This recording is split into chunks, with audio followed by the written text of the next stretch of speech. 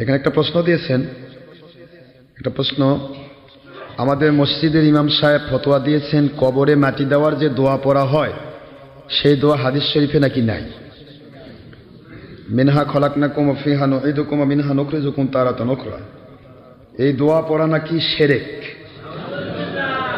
এই নিয়ে আমাদের গ্রামে উত্তেজনা বিরাজ করছে, দয়া করে সঠিক মাসলা আমাদেরকে জানাবেন।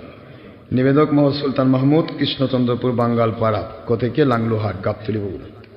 প্রশ্ন দিয়েছেন, প্রশ্নের উত্তর হচ্ছে মিনহা খলাকনাকুম, এই কবরের এক চিমটি মাটি তোমাদের নাভিতে দেওয়া আছে, অফিহা নুঈদুকুম, এবং এই কবরের মধ্যেই তোমাদেরকে ফিরে দেওয়া হলো, অমিনহা নুখরিজুকুম তারাতান উখরা, এই কবর থেকেই তোমাদেরকে কিয়ামতের দিন ওঠানো হবে।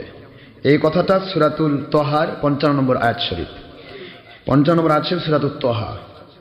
এই আয়াত শরীফটা সেটিং করা হয়েছে, এটা যারা বলছে শিরক তারা এটা ভুল করেছে এবং ফতোয়াটা মিথ্যে দিয়েছে।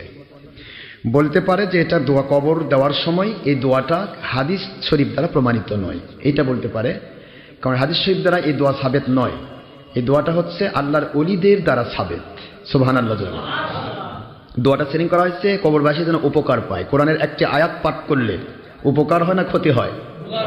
উপকার হয়। এই উপকারের জন্য আল্লাহর ওলিরা এটা সেটিং করেছেন যে কবরের সাথে এটা যেহেতু সম্পৃক্ত, এই জন্য এই দোয়াটা সেটিং করা হয়েছে। তবে এই দোয়া হাদিস শরীফ দ্বারা সেটিং না হলেও কোরআন শরীফে আয়াত ভিত্তিকের সেটিং, কেননা আল্লাহ বলেছেন আতিউল্লাহ ওয়া আতিউর রাসূল ওয়া উলিল আমরি মিনকুম, সূরাতুন নিসা 59 নম্বর আয়াত। আল্লাহ বলেন আমাকে মানার জন্য আমার নবীকে মেনে নাও, আর আমি আর আমার নবীকে মানার দাবি যারা সত্য প্রমাণ করতে চাও তারা হক্কানি উলিল আমর ওলিয়া উলিয়াদেরকে মেনে নাও।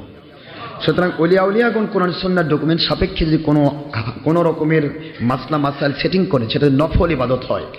ফরজিয়াতের ক্ষেত্রে ওলিয়া উলিয়ার মাসলা সেটিং হবে না, নফল ইবাদতের ক্ষেত্রে সেটিং হবে। কোনো সেটিং যদি ওলিয়া উলিয়াগণ করেন এবং সেটা নফল ইবাদতের সেটিং হয়, এটা মেনে নাও কোরআন সুন্নাহ মেনে নেওয়ারই শামিল। যেটা বলুন সুবহানাল্লাহ। সুতরাং মিনহা খলাকনাকুম ওয়া ফিহা নুঈদুকুম ওয়া মিনহা নুখরিজুকুম তারাতান উখরা, এই আয়াত শরীফ কবর দেওয়ার সময় পড়া এটা শিরক তো নয়, এটা শিরকও নয়, বেদাতও নয়, বরং কোরআন হাদিস শরীফ মানারই নামান্তর। ওলিয়া উলিয়াদেরকে মানা যেহেতু আল্লাহর হুকুম, সেই জন্য এটা মেনে নিলে কোনো রকমের গুনাহ হবে না, বরং সওয়াব হবে। যারা ফতোয়া দিয়েছেন তারা ভুল ফতোয়া দিয়েছেন।